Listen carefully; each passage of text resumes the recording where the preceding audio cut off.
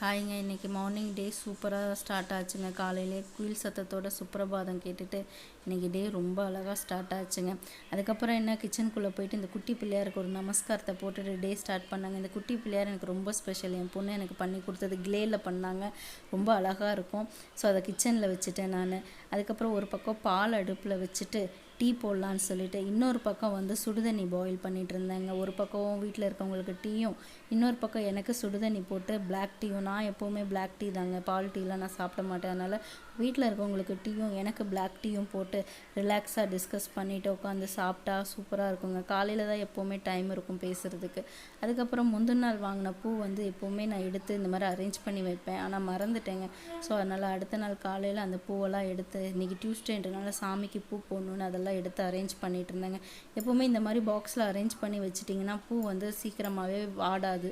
So அது balance இருந்ததுக்கு முல்லைப்பூவெல்லாம் எடுத்து அதையும் வந்து அடுக்கி பாக்ஸ் பண்ணி எப்போவுமே ஃப்ரிட்ஜில் இந்த மாதிரி ஸ்டோர் பண்ணி வச்சுக்கோங்க.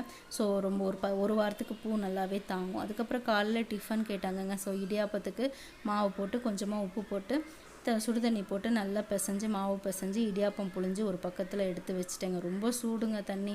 ஸோ அதோடையே பிசைஞ்சு இடியாப்பம் புழிஞ்சு ஒரு பக்கம் தேங்காய் பாலுக்கும் தேங்காய் எல்லாம் கட் பண்ணி அதையும் தேங்காய் பாலும் ரெடி பண்ணி வச்சுட்டேங்க. அப்புறம் என்ன, காலையில் டிஃபன் ரெடி ஆகிடுச்சு. சூப்பராக இன்றைக்கி டே ஆரம்பிச்சுதுங்க.